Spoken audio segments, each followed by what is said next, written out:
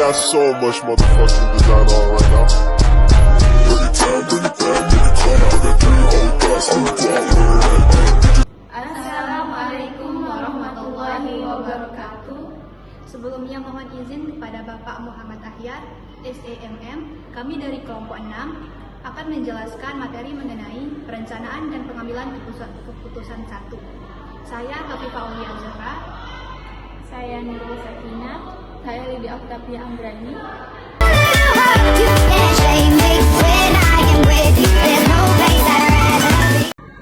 Perencanaan dan pengambilan keputusan 1. Latar belakang. Pengambilan keputusan merupakan hal yang sangat penting bagi setiap orang, terutama bagi seorang pemimpin. Organisasi akan berjalan sesuai fungsinya apabila para pemimpinnya memiliki kemampuan dalam mengambil keputusan dan mampu menerapkannya kepada anggota kelompoknya. Keputusan biasanya diambil ketika terjadi masalah. Untuk mengatasi masalah, dalam suatu organisasi atau dalam perusahaan diperlukan suatu kebijakan dalam pengambilan keputusan yang baik dalam menentukan strategi, sehingga menimbulkan pemikiran tentang cara-cara baru untuk mengatasi permasalahan tersebut. Oke, yang kedua, konsep dasar pengambilan keputusan. Pengambilan keputusan adalah proses memilih suatu opsi dari berbagai alternatif untuk menyelesaikan masalah atau mencapai tujuan tertentu. Proses ini melibatkan analisis informasi, evaluasi risiko dan manfaat, serta pertimbangan berbagai faktor yang dapat mempengaruhi hasil. Pengambilan keputusan dapat dilakukan secara individu atau kelompok dan bisa bersifat rutin maupun strategis, tergantung pada kompleksitas dan dampak keputusan tersebut. Selain itu ada proses pengambilan keputusan. Langkah pertama dalam proses pengambilan keputusan ialah mengidentifikasi peluang atau masalah.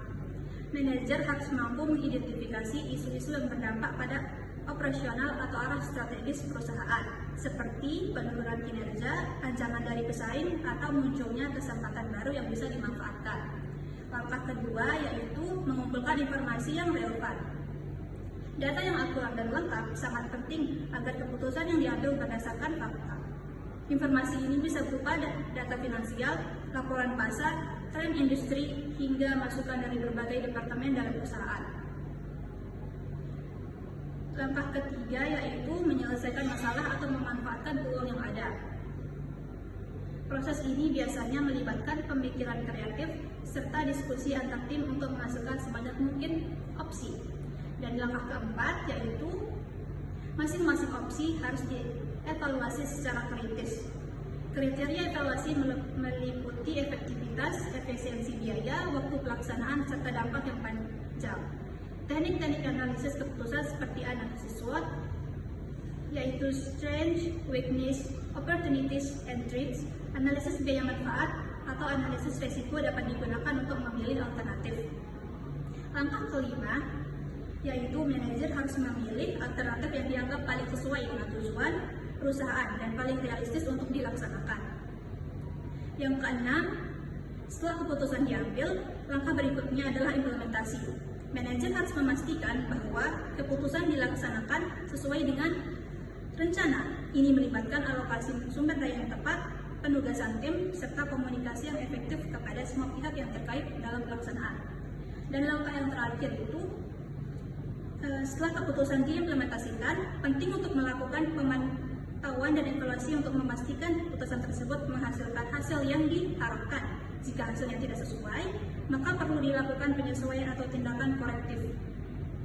Evaluasi juga memberikan pembelajaran bagi proses pengambilan keputusan di masa depan. Oke, materi selanjutnya akan dibacakan oleh rekan saya, Ina. Oke, materi selanjutnya yaitu gaya pengambilan keputusan yang efektif.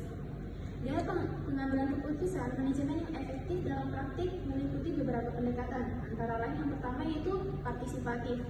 Mengajak anggota tim untuk berkontribusi dalam proses pengambilan keputusan.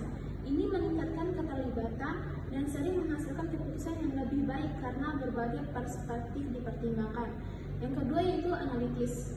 Itu menggunakan data dan analisis yang mendalam untuk mengevaluasi opsi. Pendekatan ini cocok untuk situasi kompleks di mana keputusan harus didasarkan pada fakta dan angka. Yang ketiga yaitu impulsif. Memastikan bahwa semua suara pihak terkait didengar. Gaya ini membantu dalam membangun konsensus dan komitmen terhadap keputusan yang diambil. Yang keempat itu berdasarkan otoritas. Manajer mengambil keputusan berdasarkan keahlian dan pengalaman mereka. Ini seringkali diperlakukan dalam situasi krisis atau saat waktu terbatas. Dan yang kelima yaitu kreatif. Itu mendorong pemikiran out of the box untuk menemukan solusi yang inovatif. Ini berguna dalam lingkungan yang dinamis dan kompetitif. Dan yang terakhir yaitu desentralisasi, yaitu memberikan otonomi kepada tim atau individu dalam mengambil keputusan. Pendekatan ini meningkatkan kecepatan dan responsivitas dalam organisasi. Oke, next yaitu kerangka kerja dan konsep pengambilan keputusan. Kerangka kerja dalam pengambilan keputusan adalah serangkaian langkah atau proses sistematis yang membantu individu atau organisasi membuat keputusan yang efektif dan efisien. Kerangka ini berfungsi sebagai panduan untuk menavigasi berbagai faktor, informasi, dan potensi risiko dalam pengambilan keputusan. Berikut adalah kerangka kerja yang dapat digunakan. Yang pertama, identifikasi masalah atau tujuan. Mulailah dengan memahami apa yang perlu diputuskan. Apakah ada masalah yang harus dipecahkan atau ada tujuan yang ingin dicapai. Pastikan masalah atau tujuan tersebut diidentifikasi dengan jelas dan disepakati oleh tim ataupun pimpinan. Yang kedua yaitu kumpulkan informasi yang relevan. Kumpulkan informasi yang diperlukan untuk membuat sebuah keputusan. Ketiga, diskusikan alternatif yang tersedia.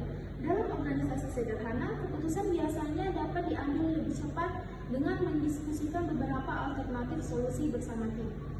Yang keempat itu evaluasi alternatif secara singkat.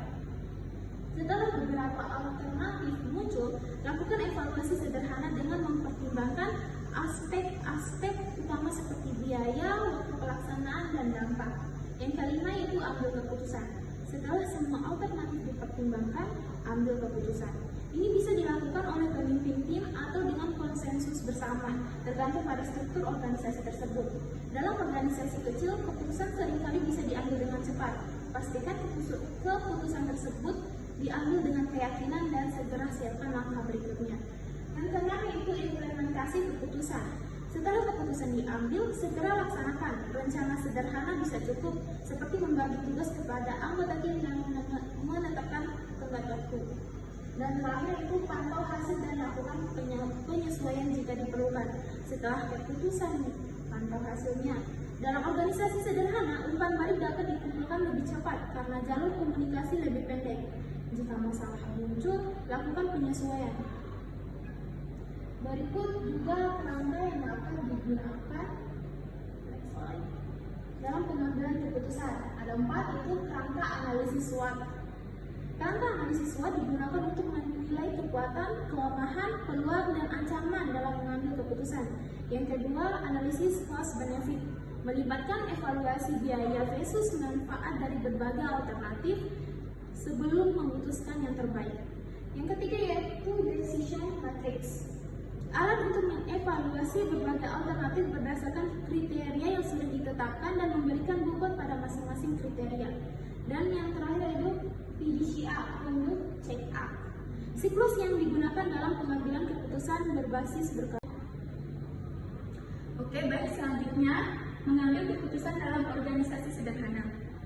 Pengambilan keputusan dalam organisasi sederhana adalah proses menentukan pilihan atau tindakan terbaik di antara beberapa alternatif yang tersedia dengan tujuan mencapai sasaran atau memecahkan masalah dalam konteks organisasi yang memiliki struktur sederhana.